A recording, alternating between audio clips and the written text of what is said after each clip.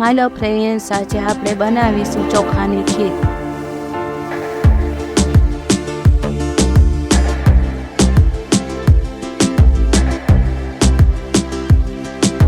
તો ચાલો ચોખાની ટેસ્ટી ખીર બનાવવાની શરૂ કરીએ। 1 વાટકી ખીચડિયા ચોખા લીધા છે। ચોખામાં પાણી એડ કરીને સારી રીતના ધોઈને સાફ કરી લઈએ। ખીચડિયા ચોખાનો ખીરનો સ્વાદ ખૂબ જ સરસ આવે છે। તમે બીજા ચોખાનો પણ ઉપયોગ કરી શકો છો। અહીંયા મેં ખીચડિયા ચોખાનો ઉપયોગ કર્યો છે। અહીંયા મેં ચોખાને 2 થી 3 પાણીએ ધોઈને સાફ કરી લીધા છે। ચોખાને બાફવા માટે તપેલામાં 3 ગ્લાસ જેટલું પાણી ઉમેરી દઈએ। પાણીને સારી રીતના ગરમ થવા દઈએ।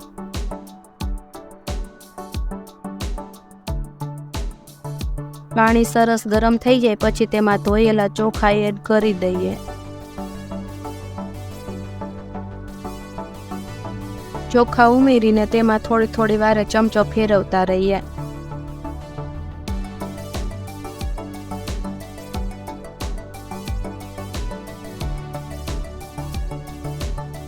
હવે ચોખાને જોઈ લઈએ।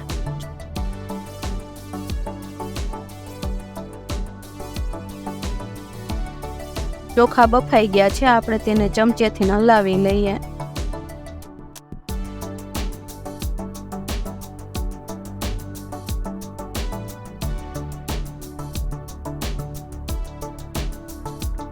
ચોખા બફાઈ ગયા છે, હવે તેમાં 1/2 લીટર દૂધ એડ કરીને મિક્સ કરી લઈએ।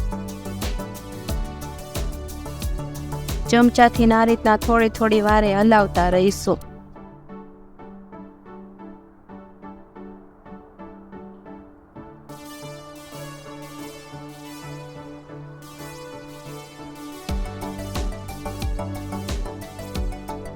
દૂધ ઉકળી જાય પછી તેમાં 1 વાટકી જેટલી ખાંડ એડ કરી દઈએ।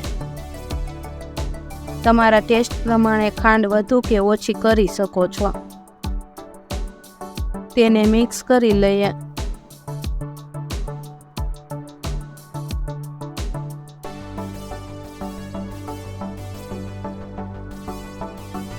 હવે આને થોડી વાર પાકવા દઈશું।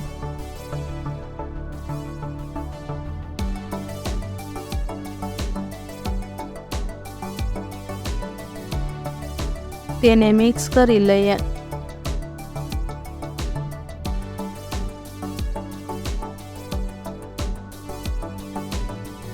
પછી તેમાં બદામની કતરણ એડ કરીને મિક્સ કરી લઈએ।